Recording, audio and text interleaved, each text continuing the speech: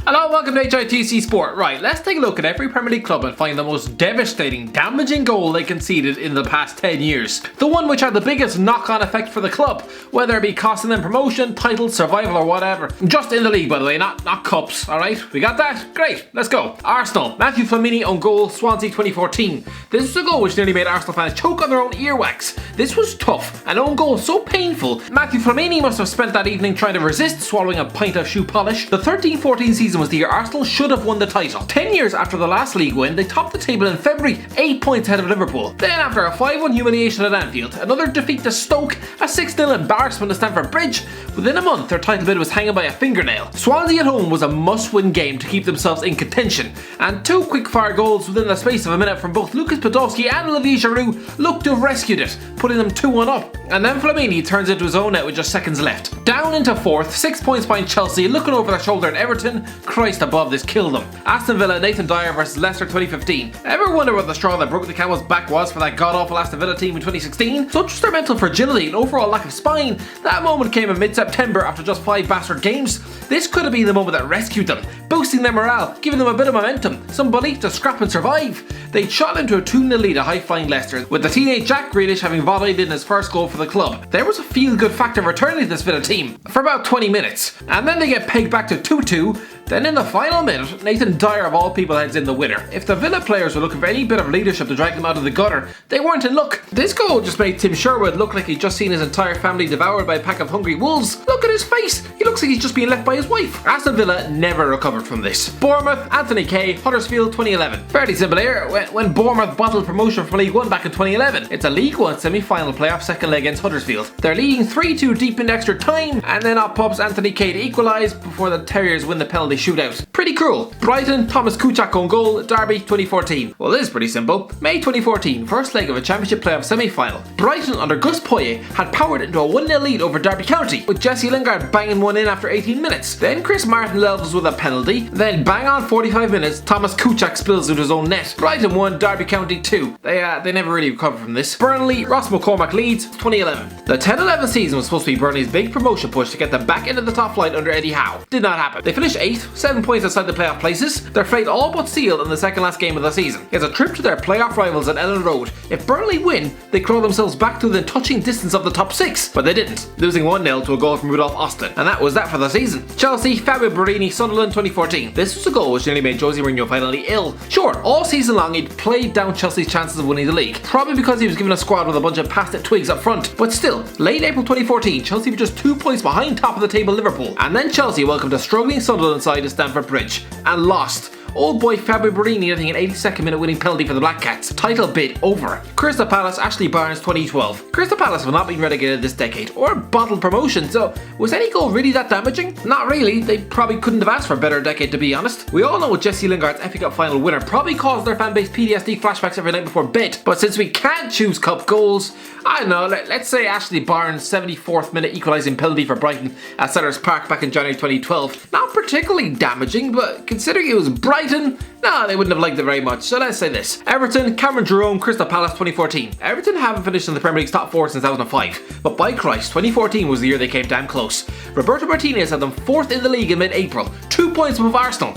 They just won 7 games in a row. They were practically the form team in England, on course for the top 4. Then they trip up at home to Crystal Palace. Cameron Jerome scoring the winner in a 3-2 win for Tony Pulis' men. Suddenly, Everton slipped to 5th with just 4 games left. And no, Arsenal never dropped a point. Leicester, Troy Deeney, Watford 2013. Oh, we all remember this one. Second leg of a championship playoff semi-final up Vickers Road. Anthony Knockaert has a chance to bury a last-minute penalty to send Leicester into the final.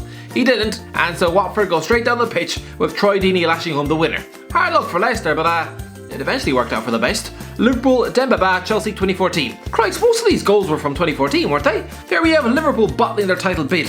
The Reds had just won 11 games in a row. They were 5 points clear of Chelsea at the top of the league, 9 ahead of Man City, who admittedly had 2 games in hand, but still, that is a healthy lead with just 3 games left. All they needed to do was just be pragmatic. Play for a draw at home to a Chelsea team who looked about as blunt as a candle. They didn't. Brendan Rodgers instead tried to go for the win before Steven Gerrard slipped, allowing Demba Ba to fire Chelsea ahead. And what you should never do is hand someone like Mourinho a lead to hang on to. This killed their title bid. Man City, Robin van Persie, Man United 2012. This was the moment the 2013 league title was decided. I'm sorry, but it was. December 2012, this was the goal which knocked the absolute stuffing out of Man City. City had just rescued themselves from 2 goals down to peg United back to 2-2. Had they gone on to find a winner, this title race could have ended so very differently, but they didn't. Robin van Persie shattered their hearts with an 86th-minute winner free kick, putting them 6 points clear at the top of the league. Roberto Mancini didn't officially wave the white flag, but Christ above, he might as well have. They hadn't lost a single game until this point. After their morale had been chucked out the window, they then went and lost 5 more. Man United, Stephen PIENAAR, Everton 2012. This was mental. The height of sloppiness.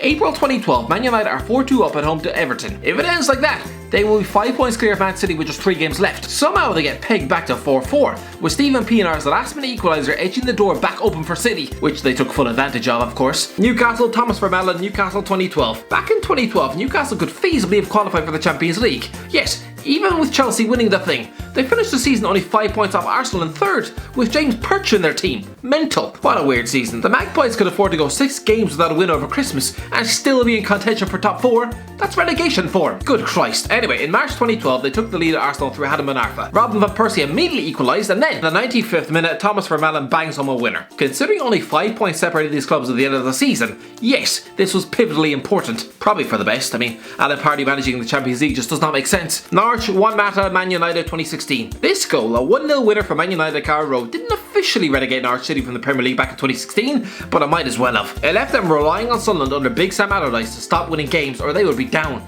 Sunderland did not oblige, so no. Watford went out and stuck 4 goals past Watford in the next game, and it didn't matter a jot. Sheffield United, Neil MAUPAY 2020. I'll be honest lads, it's this season. Sheffield United had momentum and could have qualified for the Champions League, but lads, they need to be beating teams like Brighton at home. Sure, Chris Wilder's men are about to have a great season regardless, but I have a feeling they're going to look back on Neil MAUPAY's sloppy equaliser at Bramall Lane in February and really be made to rue that one. Because I have a feeling that after this break, most of the big clubs are going to have their heads screwed on. Teams like Tottenham and Arsenal are really going to go for it, and yeah, it's these 2 missed points that could cost them Europa League. And who knows when Sheffield United are next going to get the chance. Southampton, Marouane Zamama 2012. Southampton should have won the championship in 2012. Lads, look at that talent they had pouring out of their squad. They ended up chucking it away, being pipped to the post by Reading, just 1 point separating them. A draw at Middlesbrough in their final away game would have been enough. They'd taken the lead in the first minute through Billy Sharp, but no, Middlesbrough equalised, and then Marouane Zamama bangs home a 77th minute winner. And that was that. Tottenham, Eden Hazard, Chelsea 2016. Well, it is obvious. The final nail of Tottenham's title bid back in April 2016. Having been 2-0 up at Chelsea, Tottenham needed to win this game to keep the title race alive. And then they chucked it down a sink. Eden Hazard rifling home a late equaliser to give the Foxes an actual Premier League title. Just mental. Watford, Ross McCormack, Leeds 2013. Sure, Watford failed in the 2013 Championship playoffs, but they could almost have gone up automatically. They finished 3rd, just 2 points behind 2nd place Hull. All they needed to do was beat a mid-table Leeds team at home on the final day of the season, and they were up and they choked, losing 2-1 with Ross McCormack bundling in a late winner. Oh lads, they only had themselves to blame. West Ham, Leonard Ojoa, Leicester 2016. Listen, the 15-16 season was a great year for West Ham, 7th in the league, but lads, you're never going to get a better chance to qualify for the Champions League than this. Both Manchester clubs were doing their level best of trying to chuck their top 4 hopes down a black hole. At the end of the season, Slaven Bilic's men were just 4 points off the Champions League. Had they not conceded a 95th minute penalty at Leicester, I think they'd have done it. This was their 4th draw in a row. Had they just clung onto a 2-1 win, it would have completely turned around their season. Christ, winning at Leicester, that runaway train, it would probably have given them the belief to go and finish the job. Or at least they wouldn't have been thumped 4-1 at home by Swansea and get beaten up at Stoke. Wolves, Jonathan OBIKA, Charlton 2013. This was the goal which all but Wolves down, relegating them to League 1. April 2013, they'd just beaten Hull City at home to give themselves a bit of hope. A battling point at Charlton in the next game might have given them the impetus to kick on and stay up, and then Jonathan OBIKA pops up with a last minute winner for Charlton, well and truly knocking the absolute stuffing and self-belief out of that club. Anyway, that's the end of it, lads. What do you think? Let me know in the comment section below. Have I missed any other goals? Let me know. If you enjoyed the video, don't forget to like, share and subscribe, and as always, I'll talk to you in a while.